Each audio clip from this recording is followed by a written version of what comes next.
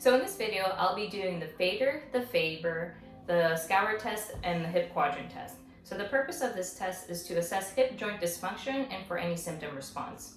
So I'm going to be moving your hip in a couple different directions. You may or may not feel some tension or compression in your hip. The whole point is to try to recreate those symptoms that you initially came in for. Okay? Sounds good. So before we begin, how do you feel right now? Pretty good. Okay, so we're going to move on to the FABER test first. So with the FABER test, you want to have your patient supine, and the physical therapist should be on the ipsilateral side. So I'm going to be doing all the work, just relax for me, okay? Okay. So you're going to bring the testing leg in a figure 4 position, placing that ankle on the contralateral knee, above the contralateral knee. How do you feel so far? Pretty good. Okay, so one hand, you're going to stabilize the contralateral ASIS.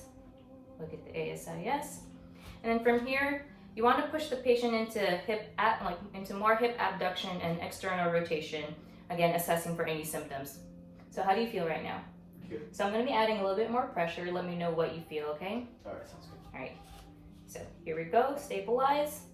And pushing again into more abduction and external rotation. Ready? Okay. What do you feel? Good. Okay. And relax.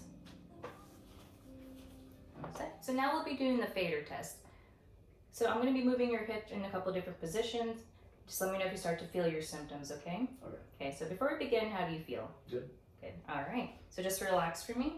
So from here, you're going to bring your patient's leg up with one hand, stabilize the lower leg, other hand stabilize from the knee. So you're going to bring them into flexion and adduction first, basically bringing that knee to the contralateral shoulder. How do you feel so far? Good. Okay, and then you're going to add internal rotation to try to elicit some of the symptoms, try to elicit his symptoms. How do you feel? Good. Do you feel any of your symptoms? No. And then relax. Okay, so now we'll be doing the Scour test. You want to start off with your patient supine and you standing on the ipsilateral side of the patient. I'm going to be moving your hip in a couple of different directions, and the whole point is try to recreate those symptoms, okay? So let me know if you start to feel anything. Before we begin, how do you feel? Good. Okay, good. So just relax for me, okay? Mm-hmm. All right, so you're going to passively bring the patient up. You're going to use with one hand, support that lower leg, the other hand right on top of the knee. And in one fluid motion, you want to bring that hip into flexion, adduction, and internal rotation, okay? And try to bring on those symptoms that your patient initially came in for.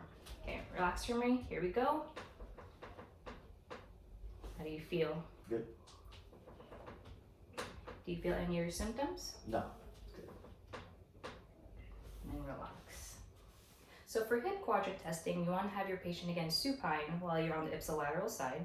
From here, you're going to passively bring the patient up, supporting his calf with one hand and placing your other half on top of the knee over here. So again, I'm just going to be placing your hip in a couple different positions, okay? Mm-hmm. So from here, you want to slowly bring the patient into end range hip flexion. How do you feel? Good. Assessing for any of his symptoms. And then you're going to progressively put him into more hip adduction and internal rotation. Again, assessing for any kind of symptoms throughout any phase. All right, here we go. How do you feel? Good. Okay, one more time. How do you feel? Good.